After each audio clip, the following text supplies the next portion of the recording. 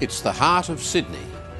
Money is discussed, phone calls are made, a deal is done to smuggle asylum seekers to Australia. There is many smugglers or agents. They enter Australia and now they live in Australia. The Australian connection in the lucrative and unconscionable world of people smuggling. Welcome to Four Corners. From the point of view of the people who profit from smuggling asylum seekers to Australia, 2012 so far has been a boom year. In May alone, 1,176 arrived here by boat, representing millions of dollars in revenue to people smugglers. Whatever the motives of the asylum seekers themselves, don't be in any doubt about what's driving the smugglers. They're clever, they're ruthless, and they have blood on their hands. For years we've been hearing about their operations in Indonesia and elsewhere on the smugglers' route. The real shock of tonight's story is that they have now established a flourishing nucleus in Australia to cash in on those who have been accepted as refugees here and are now prepared to pay to have other family members smuggled in from their home countries. Some of those family members have paid the ultimate price. As we will reveal tonight, one mastermind of this illicit trade actually smuggled himself into Australia, passing himself off as an asylum seeker in order to strengthen the Australian connection. He then plied his deadly trade within a stone's throw of all those agencies who were supposed to be stamping out people smuggling. The revelations in this investigation from Sarah Ferguson, spread across 3 countries, are deeply embarrassing for the federal government and its agencies. It begins in Indonesia.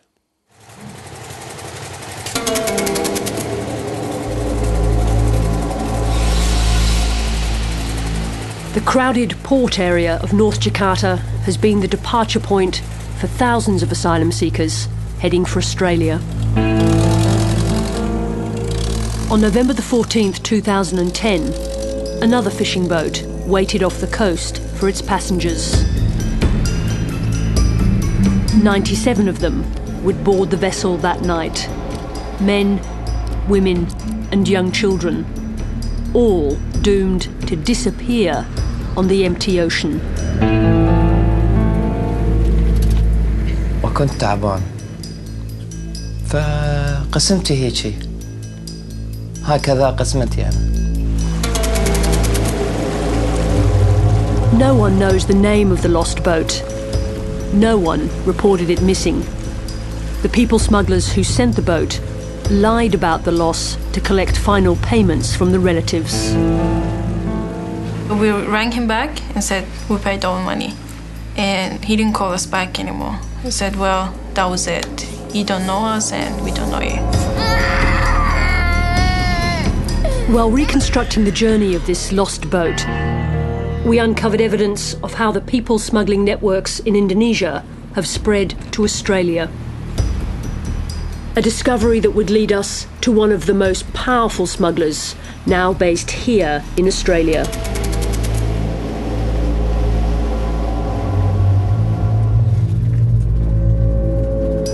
The story of the lost boat begins at Ancol, where the smugglers ordered the passengers off the bus. كل واحد كانوا في عنده شنطة صغيرة نفس هاي اللي يشيلونها. Abu Muhammad was supposed to go with them, but at the last minute he changed his mind. أنا في حياتي ما انغلبت. كأنه شخص يقول لي لا تروح أوقف مكانك. Stop it. Finish. هناك مشكلة.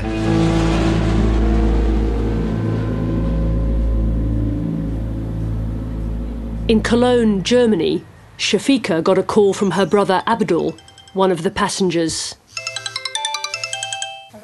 Dann hat mich und meinte, wenn wir im Boot sind, dann muss man das Handys abgeben. Und dann, ich darf nur einmal anrufen und der von dem Telefon von der Schmuggler.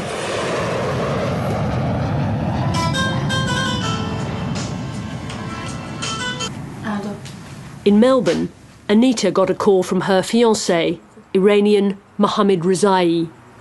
he rang me and he said, "See you soon, and I will come to you soon." 24-year-old Mohammed had left Iran the day after his sister's wedding. He and Anita planned to marry when he reached Australia. And I said, "Good luck. Make sure you just eat something before you go."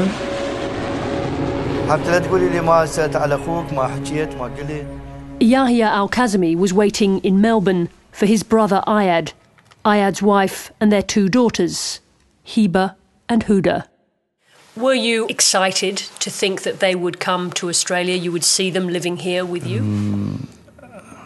كل واحد يتمنى أخوي كل شخص. عليكم سلام عليكم. قولي سلم على باجي سحر. سلم على باجي سحر. وبعد وعلى أهل استراليا. على أهل استراليا. وأريد أقدم. On a trip back to Iran, Al-Kazmi filmed his brother Ayad and family saying goodbye before they left on their fatal journey to Australia.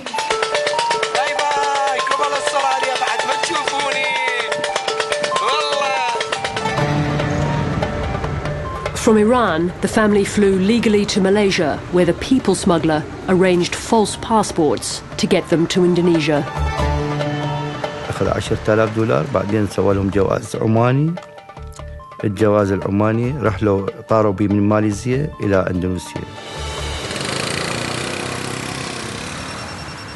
At home in Sydney, Karim Haddad's mobile rang. He called me. Abu Ali called me.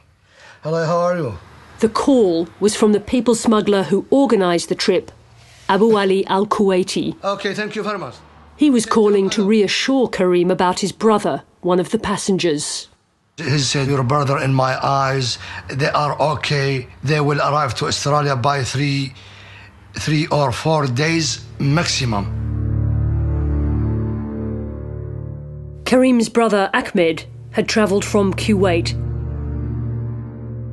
He needed help on the boat because he was almost blind. Why did the smuggler call you? I don't know.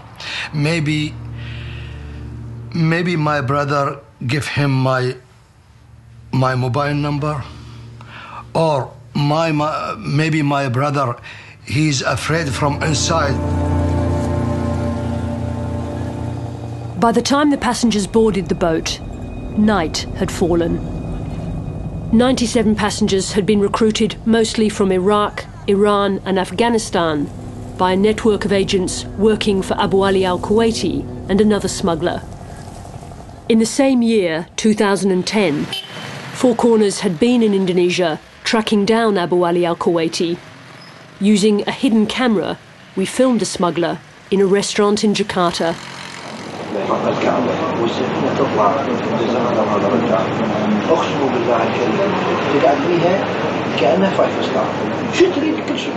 At that time, the smuggler was recruiting passengers and organising false passports to bring others who were waiting in Malaysia.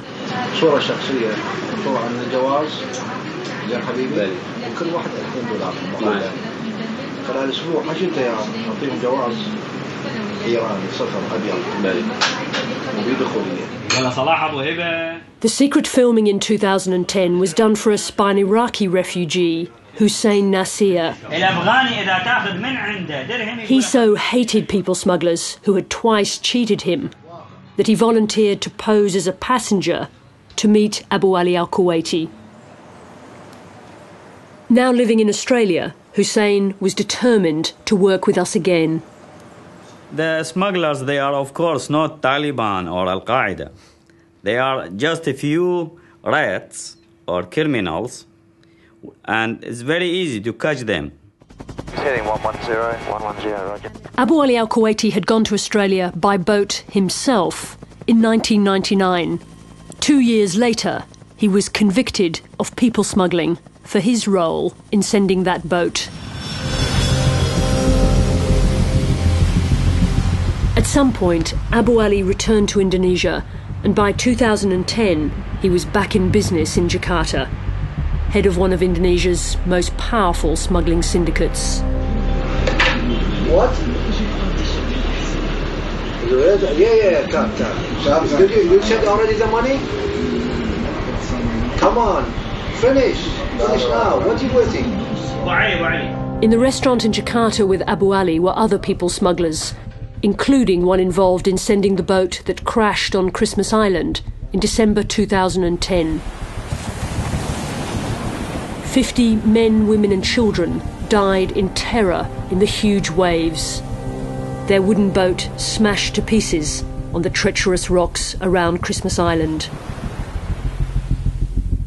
As we've now discovered, 2 boats were sent to the bottom of the ocean in the last months of 2010.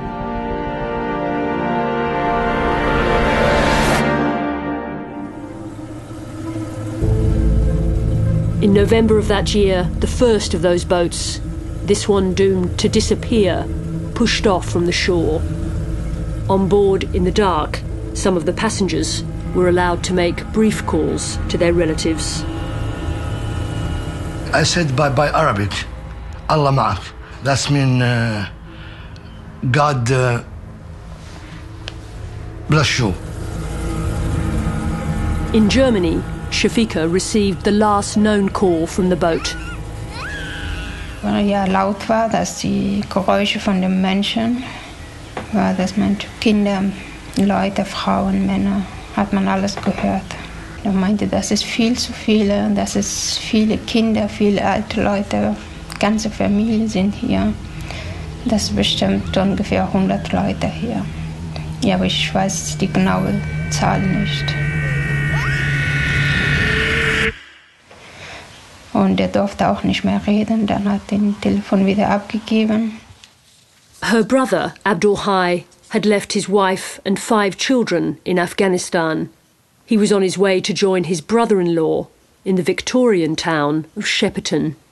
They was very good person, very good for family, very good for sister, very good for mother. All the time looking after the mother. 3 days after the boat left Indonesia, the smugglers' agents rang the relatives in Australia to tell them the boat had arrived and to collect their final payments. They said, yes, the boat arrived, but he's on the sea now. So maybe after 4 or 6 hours, they bring it, the Navy, Australian Navy, bring it to Christmas Island. I was so happy at that day. I worked a lot. I didn't know how, what to do. It was so exciting. Anita believed she would soon see her Iranian fiancé, Mohammed Rezai. He said, congratulations, your passenger arrived in Australia. He's in Christmas Island. And that's it, just send me money. Send me my money? Yes. Her sister, Azita, was given the details.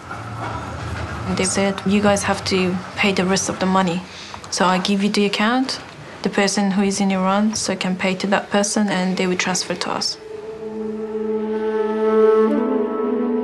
In Iran, the fiancé's father deposited $6,000 into the smuggler's account in the Saderat Bank in Tehran. In Germany, Shafika was told to pay the smuggler's agent in Australia. Mohammed Ali hat mich angerufen, weil der hat gesagt, ich soll das Geld nicht in Indonesien, sondern nach Australien schicken soll. The smuggler's link in Australia was a man named Mehdi Rezai, living in Noble Park in the outer suburbs of Melbourne.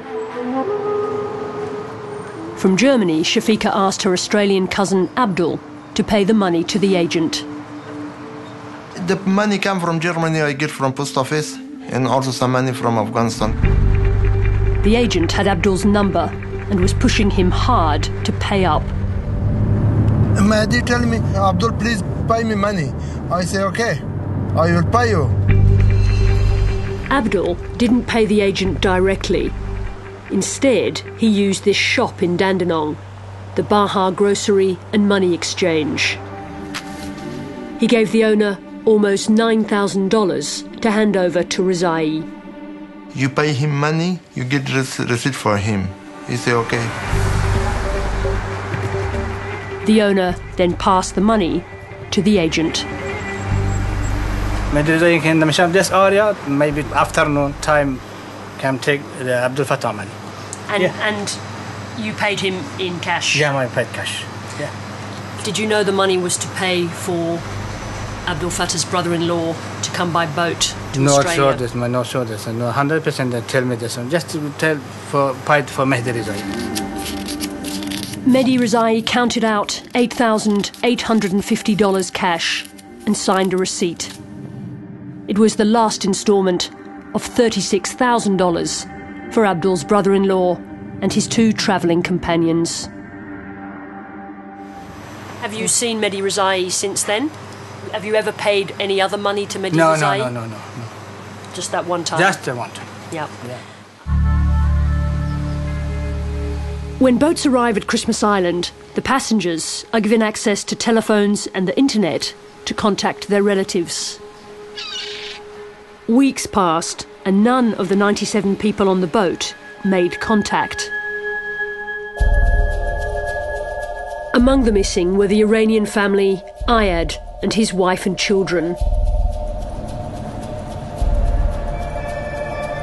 Ayad's brother Yahya al-Kazemi was so desperate for information, he decided to go and see the smuggler in person in Indonesia. He and Abu Ali al-Kuwaiti had known each other well in Australia.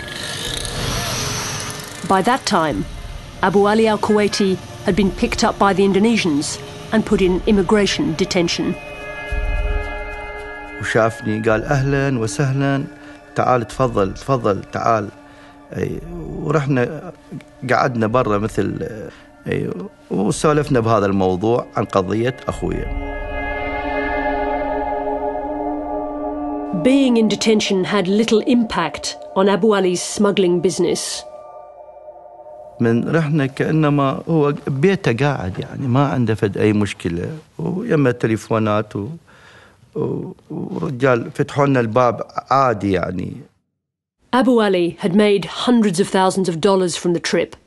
He told al-Kazemi there was no reason to refund the money because the passengers were still alive. وقال لي بأنه هاي قضية سياسية حاجزيهم في أستراليا والحكومة الأسترالية حاجزتهم حتى تكون ضجة إعلامية.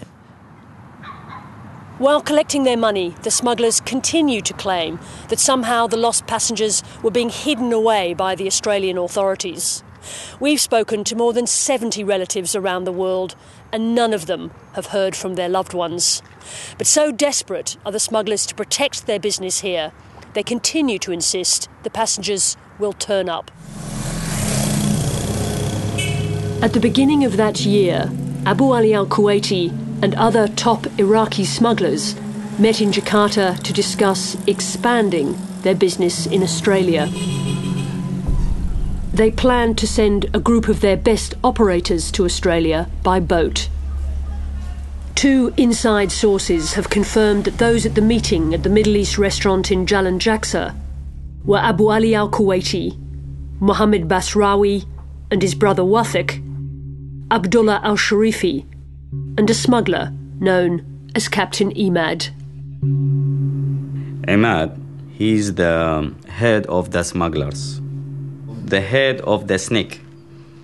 He's very clever, and all the technique of the other smugglers, even we can call them famous, the smuggler in Indonesia or Malaysia, all of them under his technique.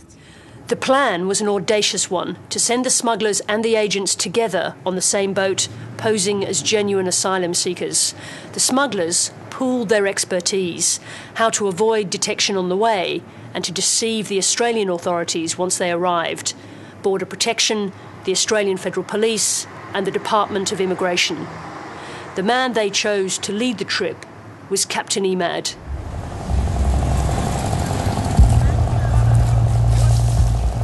On January the 10th, 2010, Captain Imad's boat was ready to leave from a port in North Java.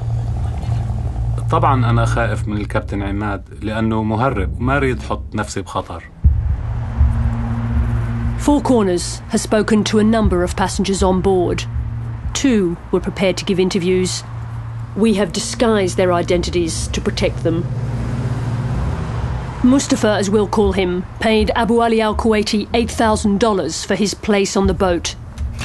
We asked him to confirm Abu Ali's identity. Who's that man? أبو علي الكويتي اللي مهرب يلي انطيته $8,000. And this man, was he on your boat? هذا كابتن عماد اللي ركبنا بالسفينة.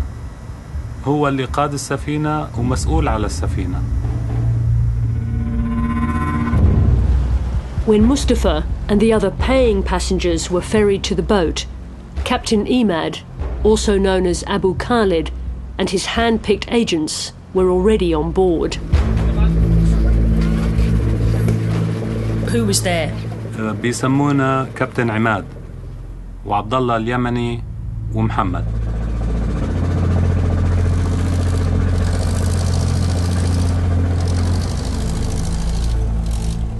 مشت بينا سفينة من خلال الأندونيسي كان يسوق بالسفينة أبو خالد معه وعبد الله.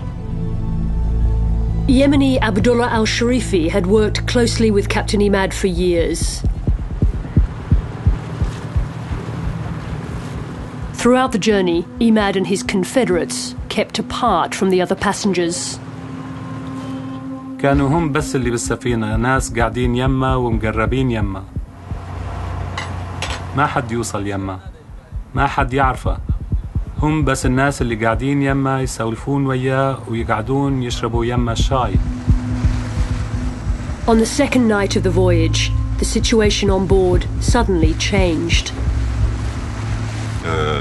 كنت نايم بيها أنا، فسمعت حس طبة بالمي. دبها بالمي للبرميل، ربطه بعد ما لبس النجادة وأخذ الجهاز هذا اللي كان يتصل به للقارب اللي راح عليه، وربط البرميل وقفز بالمي. The passengers saw another fishing boat waiting to pick him up. حين ما خلصت مهمة الإندونيسي قادها أبو خالد كابتن عماد، صارت قيادتها بيده، مسؤول عن الأكل ومسؤول عن القيادة والأجهزة بيها. It was all pre-planned. Captain Imad was a Navy-trained ship captain who'd spent years driving container ships in the Middle East and Asia. He was more than capable of navigating the boat to Australia.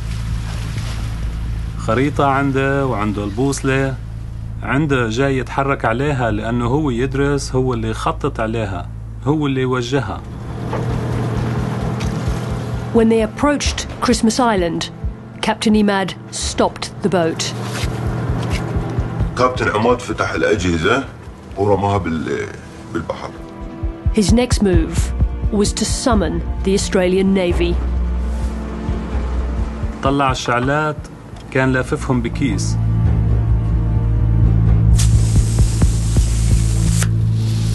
طلع واحدة وولعها بالقداحة وقامت تنطلق واحدة ورا واحدة، وضوت حتى المي ضوت.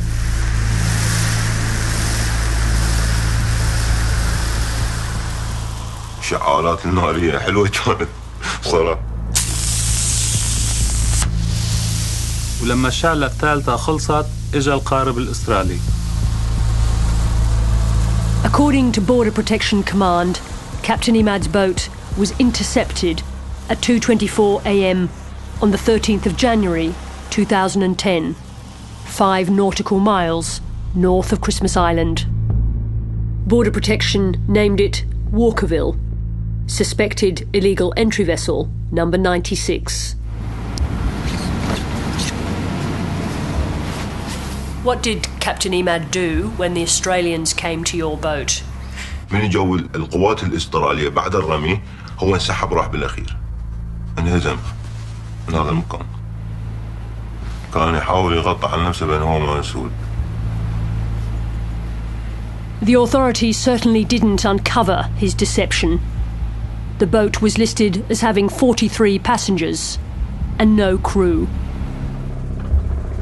Once on Christmas Island, Captain Imad's plan to become an Australian resident continued without a hitch. He'd brought his daughter-in-law and her young child with him on the boat, so they were moved to the family compound to await interviews with the Department of Immigration. Four Corners understands the name he used to enter Australia was Ali Al-Abbasi. Only 3 months later, on the 20th of April, the Department of Immigration gave the smuggler Captain Imad a protection visa and Australian residence. He was one of the first passengers on the boat to be released from detention. متفاجئ طبعا بالضبط، لأنه أقل مدة هو اللي بقاها بالكامب، وإنه شخص مهرب وشخص عنده سوابق، واللي ناس وياه معاه ومساعدينه وعندهم سوابق بالتهريب يطلعون بمدة قصيرة 3 أشهر أو 2.5 شهور. والناس الأبرياء، الناس اللي ما عندها كل ذنب، ما عندها كل خطأ، بقت 2.5 3 سنوات.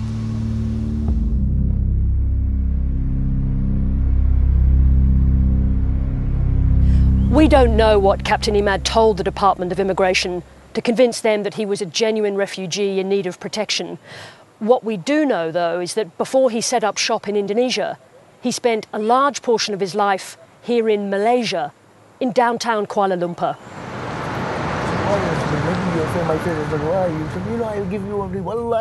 Businessman Abdul Rahman has known Captain Imad since he first arrived in Malaysia. How long have you known Captain Imad for? 90. You've known him since 1990? 1990, More than 20 years ago? Yeah. In 1990, they shared this house in Kampung Baru, while Captain Imad worked as a ship's captain moving freight around Asia. I just want to show you these pictures first of all. Who is that? It's Captain Imad, but he's now like an old man. He looks like an old man now. Right. Before he's...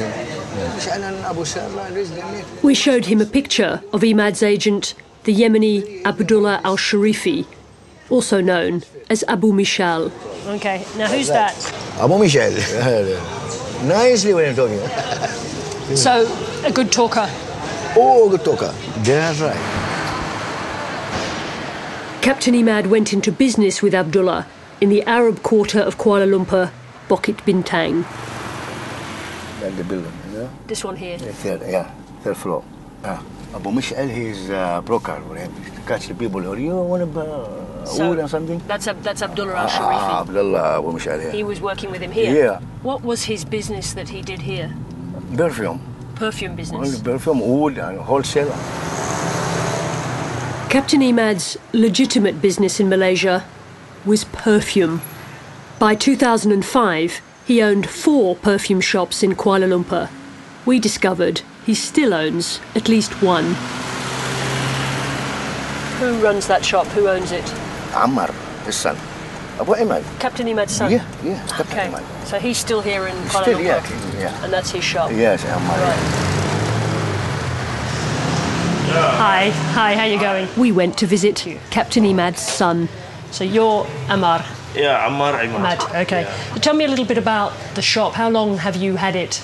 I had it around 8 years. 8 years? Ago, yeah. So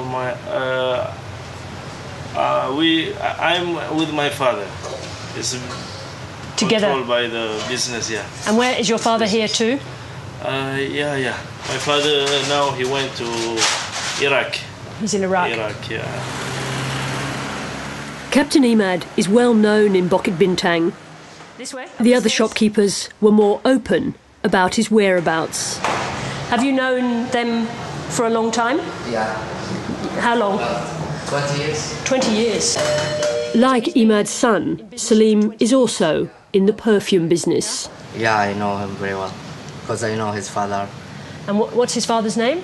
Mr. Imad. Imad. And where is he now? Is he here? No, in Australia. He's in Australia. Yeah. Why did he go there? I don't know. Maybe he got some business there. As we know, Captain Imad didn't go to Australia on business. but as a refugee. At the monorail is another of Imad's former shops. He owned this one with Abdullah al-Sharifi. Which other one do you like? This one, golden. Golden. Golden? Yes, golden. Call it? Golden. That one's nice, soft. Yeah. Abdullah's brother Saif now runs the shop. Expensive? Same price. Same price. Yeah. Same price. So how many shops did Abdullah have when he was here? One or two, or Abdullah? Three. Three shops. Yeah. Not only this my shop. This will give me this one shop. Right. Yeah, So 5 years. So Abdullah had, with Captain Imad, 3 shops, or 3 shops just Abdullah? Same Captain Imad. With Captain Imad? Yes. And where is Captain Imad now? Is he in Kuala Lumpur? No, just Australian. Yeah. He's good charger here, Malaysian. Yeah. He went to Australia. Yeah, this Australian. Yeah, not Malaysian. Because all family Australian. According to passengers on Imad's boat, in the detention centre in Australia, Abdullah al-Sharifi talked openly about his work as a smuggler with Captain Imad in Malaysia and Indonesia. فقام يحكي له عبد الله يحكي أنا أشتغل يا أبو خالد من ماليزيا وعندنا محل معرف عطور وهاي الشغلات وهو جابني خلال رحلة ببلاش لأن تعاوننا احنا سوا بهذا الشيء. So you understood that Abdullah was working with Abu Khalid, with Captain Imad, and had been working with him for a long time, is that right? Working as a people smuggler's agent? أكيد شو.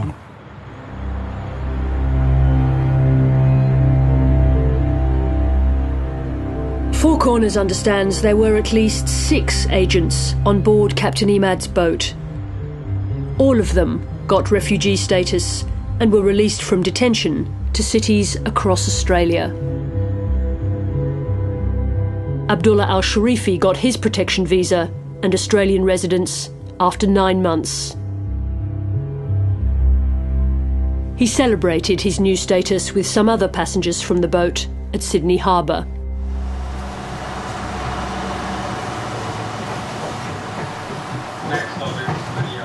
Having discovered the Iraqi smuggling boss had successfully relocated to Australia, we turned our attention to finding Captain Imad and his agents.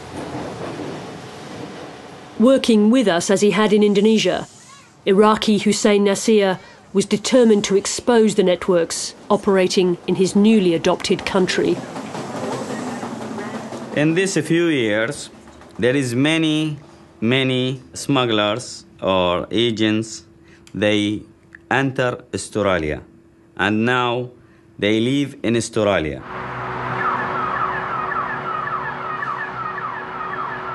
In a cafe at Sydney's Central Station, with the help of another man, Hussein set up a meeting with agent Mehdi Afsoon. Hussein posed as a relative of family members wanting to come to Australia by boat. We filmed the meeting from a nearby balcony. Mehdi Afsoon, he's a smuggler, but he was agent for one big smuggler in Indonesia around 2 years. He worked with him, and his name Muhammad al-Basrawi. Basrawi was Captain Imad's partner. They sent Afsoon to Australia by boat in 2010. Iranian Afsoon was accepted as a refugee later that year. He told Hussein how many passengers he'd brought to Australia since then. Mehdi Afsoon, he told me exactly. He bring around 300 passengers to Australia, including his family. And he told me that the last boat he organized 2 weeks or 3 weeks ago arrived to Australia, and the boat was carrying 57 passengers, Iraqi and Kurdish, and 3 crew. He told Hussein the cost of the trip for his relatives would be $11,300 each. Afsoon rang the smuggler based in Australia about the best way to handle the money. The smuggler he rang was Captain Imad. He called him and he let me hear his voice, and he opened a speaker and he discussed with him about the trip and the passenger and transfer the money.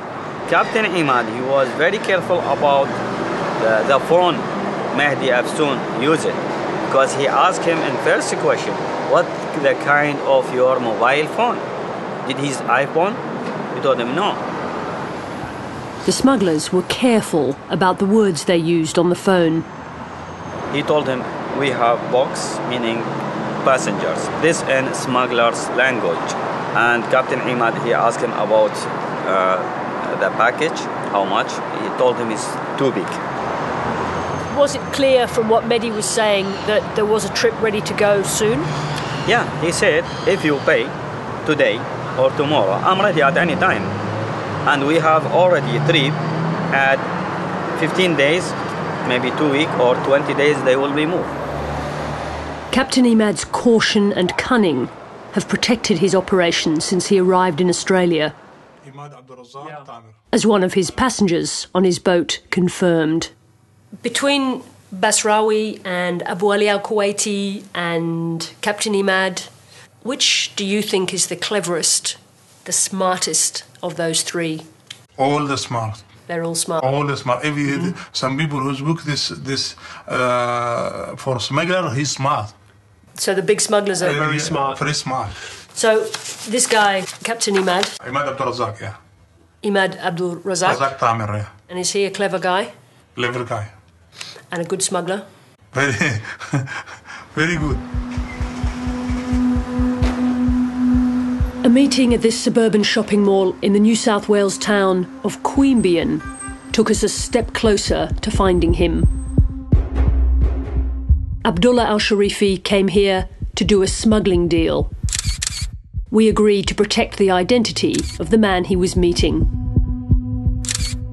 Inside at Michelle's patisserie, they sat down to discuss the deal. Abdullah, he was ready because he have all the details, including the account number of the smuggler agent who responsible to transfer the money from here to Indonesia.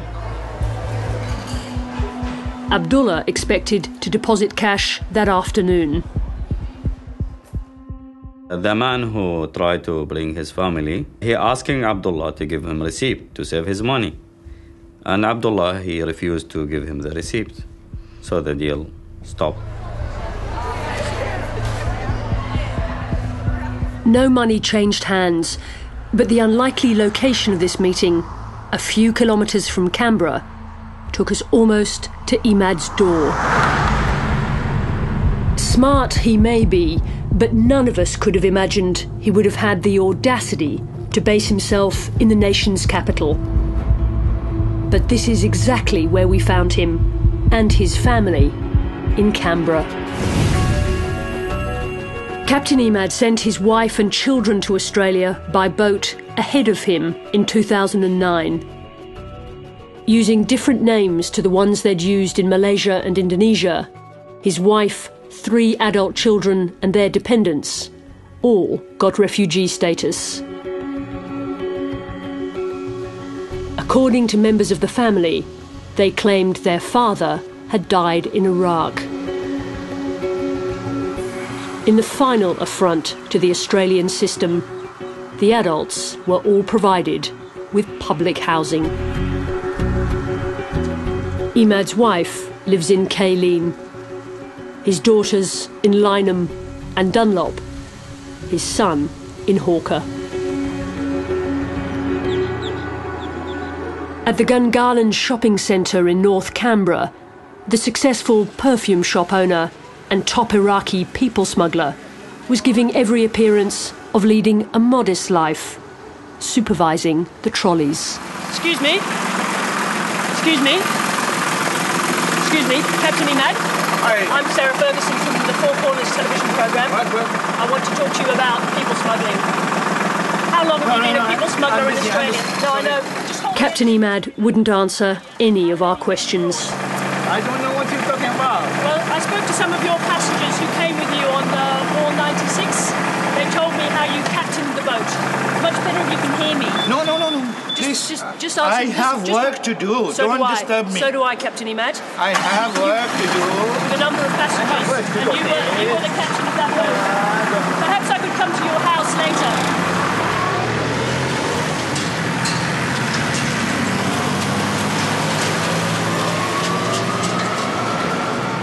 We tried to talk to him one more time in the trolley bay outside. I know you're busy, but I just have a couple of questions that I'd really like to ask you about your business. Would you very kindly just confirm your name? You are Captain Imad? Yes, I'm sorry about that. But if you just take 1 second, we can... If you just take a pause, Captain Imad, we can have a little conversation, all right? You won't make me go away. If you just answer a couple of questions, we can leave you in peace to get on with your work. Okay? Just tell me about the boat that you came to Australia on.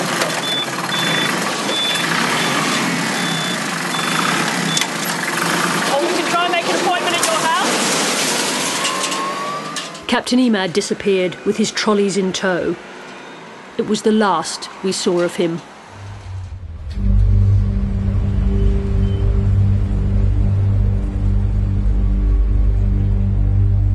By basing their operations in Australia, the smugglers clearly believe they can continue to exploit the market here with impunity, even with the blood of hundreds of dead on their hands. In Kabul and Tehran and Basra, in Brisbane and Melbourne and Sydney, the relatives of the 97 passengers who disappeared in 2010 are still waiting for the smugglers to tell them what really happened.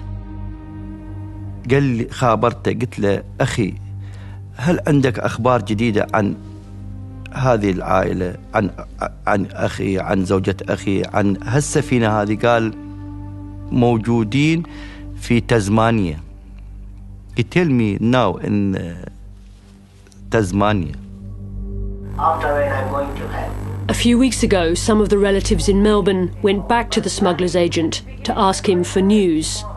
They recorded the meeting. When people sitting in a ship, in a boat, when you move 50 kilometers, the boat belongs to Allah. Nobody can give you guarantee.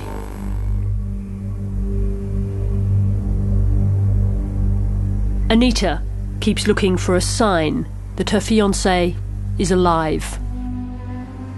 Every day, every night, just go to Facebook, go to his page, put in comment, I miss you, where are you? And I said, please, if you're alive, if you're somewhere, just let me know as soon as possible. If you can talk, just come to the Facebook, just even just put a dot that I can come through. But there's been nothing. Nothing at all. Everyone defended boats, asylum seekers, smugglers. Some of them make them heroes. But no one defended about the women and the children who lost their life in the sea. And as long as the trade here continues to flourish, with willing passengers and smugglers to exploit them, more deaths will surely follow.